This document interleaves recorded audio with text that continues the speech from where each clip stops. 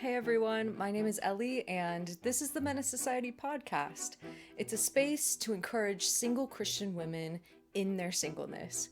On today's episode, we're going to be taking a look at the life of Gladys Aylward, an incredible missionary who displayed humble obedience that led her to an amazing life. I hope you enjoy, and let's go. I only recently heard Gladys's story. Not only did her passion strike my heart, but the fact that she was barely 5 foot. Just like me. Maybe she felt unassuming at times too. Let's take a second look at this small woman who turned out to be a giant of faith. Gladys was born in London in the early 1900s. She wasn't raised in a Christian home, but at 14 was converted in an unusual way. She was with her friends on their way to go dancing. She got separated from them in a crowd and found herself stuck in the middle of many individuals heading into a church. Being forced inside by the crowd, she sat in the back and stayed there for the entire service. It was in that meeting that she gave her life to Christ. Soon after, she heard about the need for missionaries to go to China. She was absolutely struck by this and started asking individuals if they would go.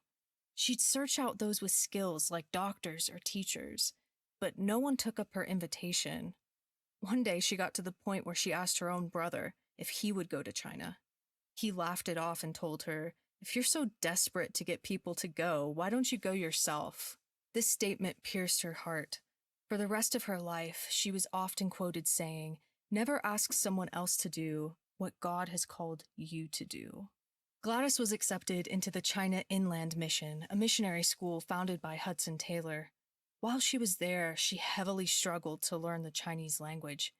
The mission recommended she not continue her training, and she was sent home.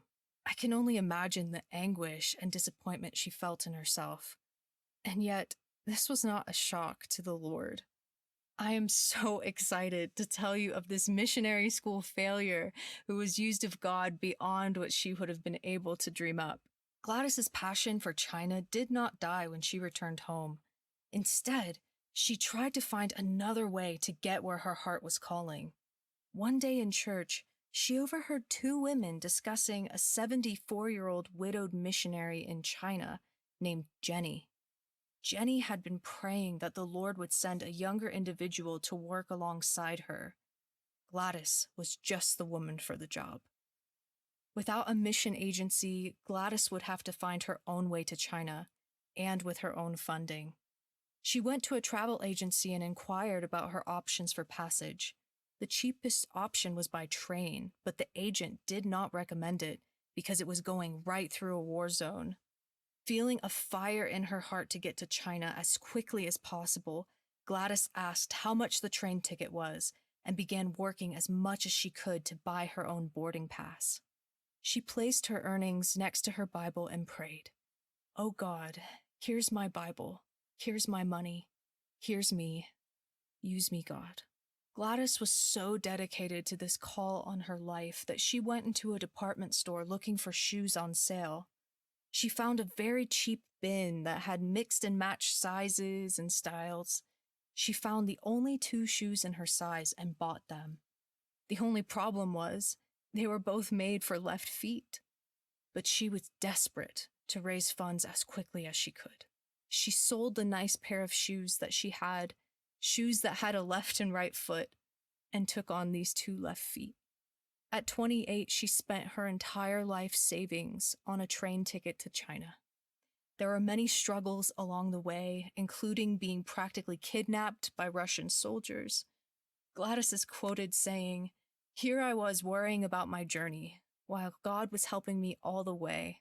It made me realize that I am very weak. My courage is only borrowed from Him. But oh, the peace that flooded my soul. And although I knew that I may be held up at the border, I am at peace within because I know that He never fails." I can imagine many would have given up long before the journey. I would have been tempted to throw in the towel after getting booted from missionary training, especially if I couldn't learn the local language.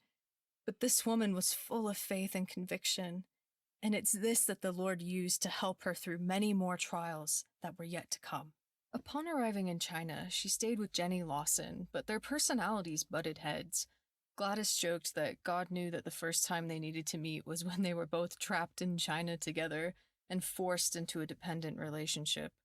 Only then could this have ever worked. Jenny and Gladys ran an inn together called the Inn of the Eight Happinesses. Here, Jenny would tell the Chinese people Bible stories. Their cook particularly loved the story of Noah and would often insert Noah into other Bible stories. Can you imagine hearing about Zacchaeus and Jesus' exchange and then Noah showing up at dinner? China, unfortunately, wasn't a very warm environment for Gladys. Not only did she barely speak the language, but locals considered her a devil and would throw things at her in the streets for years. Jenny died from a fall, leaving Gladys as the only Christian English speaker in town. This was isolating for her on a whole new level. In China at the time, single women were always accompanied by a man, so she felt she couldn't leave her courtyard unless she wanted to risk public disgrace. One day, to Gladys's surprise, she was approached by the leader of the town. For the sake of simplicity, I'll just call him the mayor. In China, it was custom to practice foot binding on girls. Recently, the government had decided to ban the practice. The mayor wanted Gladys to travel around the region, educating women to no longer do this to their babies. Gladys wasn't interested and rejected the offer, but the mayor was persistent with her time and time again. Eventually, Gladys gave in, but only on one condition. She would be allowed to share the gospel to the women she visited. The mayor agreed, and Gladys took the job. Gladys took joy in sharing Christ with the various townspeople. Eventually, she won their respect and affection. Gladys applied for Chinese citizenship, and once it was granted, she destroyed her British passport. She was all in. Quick interjection here. Let's not forget that Gladys was a single Christian woman, a menace to society, if you will. Once, Elizabeth Elliot asked Gladys if she ever wanted to be married. Elliot recounts her answer. She talked to the Lord about it. She was a no-nonsense woman and very direct and straightforward, and she asked God to call a man from England, send him straight out to China, straight to where she was, and have him propose. I can't forget the next line. With a look of even deeper intensity, she shook her little bony finger in my face and said, "Elizabeth, I believe God answers prayer. He called him." And here there was a very brief pause and an intense whisper which carried more power than her loudest voice. He called him, but he never came. Just because someone is as dedicated as Gladys, it doesn't make them immune to the desires of the heart. Gladys prayed and kept going. That's what I want to encourage you with. Pray and keep going. While Gladys was in the market, a woman approached her with a bundle. "Do you want to buy this?" the woman asked. Gladys told her she wasn't interested. The woman persisted. "Anything, name your price." Gladys could see the desperation on her face and said that she had very little money, but she could give her what she had in exchange for the bundle. The woman took the money and walked away. Gladys unwrapped it to find a baby. Slowly, more and more children appeared for Gladys to care for. During this time, she was approached by the mayor for an unusual task. There was a terrible riot at the prison, and he wanted Gladys to stop it. The prison tended to hold men there for life sentences in bad conditions. Gladys was just a small woman. How was she to stop the fighting? But she agreed to go. Upon arrival, she was met by the fearful guards. She could hear the screams from inside the prison. A prisoner was wielding a cleaver, chasing down men, injuring some, killing others. This small woman was faced with an impossible task. She let the guards know that, quote, "Only through the help of Jesus will I prevail, for the gospel of God in our Bible states, I can do all things through him who strengthens me." She entered the prison. Gladys walked through the crowd of men, the ground stained red. She approached the man with the cleaver and said, "Give that to me." He did as she asked.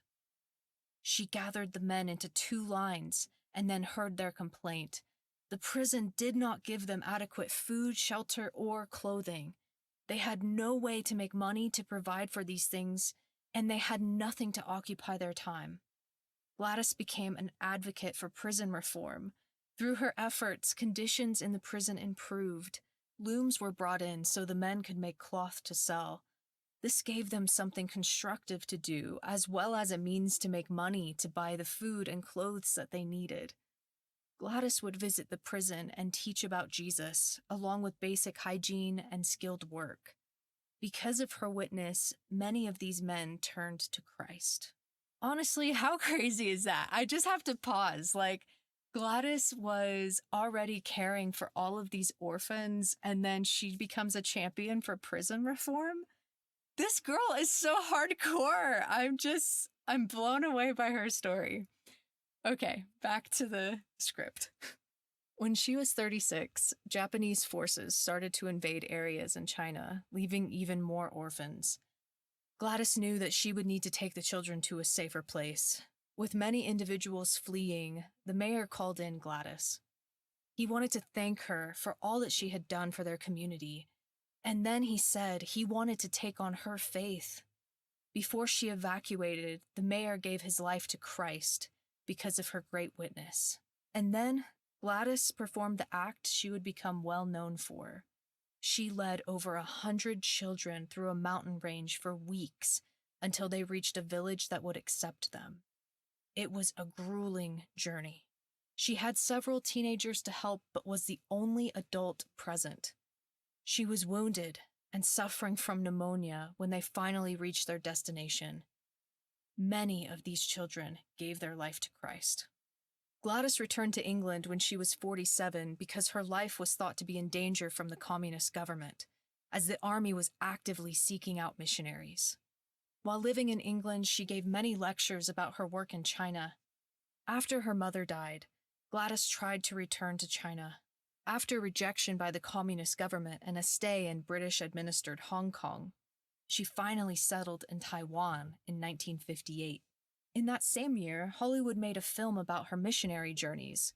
Gladys was very displeased with the depiction of not only herself but others. One thing that we menaces might find of particular interest is that this film placed a love interest into the story. Gladys was mortified with this depiction. I mean, wasn't this story amazing enough without her having a boyfriend? Come on, people. Women of God, don't let society tell you that you need a man to have an incredible story. Although this depiction of her was inaccurate in places for sure, it did bring to light her amazing heart for the Lord, and many people came to know her through that film. Gladys died unmarried at age 67 in Taiwan, where she helped many more children. The trait that's been sticking out to me in reviewing Gladys's story is humble obedience. Initially, when her heart was first stirred for China, she went right to work trying to find someone qualified to go to the mission field. She's quoted saying, "I wasn't God's first choice for what I've done in China. I don't know who it was. It must have been a man, a well-educated man. I don't know what happened. Perhaps he died, perhaps he wasn't willing. And God looked down and saw Gladys Aylward, and God said, she's willing." It's so easy to feel like we aren't enough, but God uses the weak things of the world to shame the strong. Time and time again in Scripture, we see the Lord furthering his kingdom through insufficient humans. And that's the point. God is the one who enables us to do anything of lasting value. The question is, are we willing to let him use us as we are? Or do we tell ourselves that we need to be more put together or have a better education or need certain life accomplishments or stability like marriage or motherhood or owning a home? Just as God used Gladys, this 5-foot-tall woman, in crazy, incredible ways, he has a plan for each of us. And I pray that we are humble like she is. And we just say, God, use me. Thank you so much for listening to this episode of the Menace Society podcast. I hope it encouraged you. Feel free to join us on the Menace Society Discord server, where we share memes, talk about life, and do video calls. The link to that is in the description below. See you next time!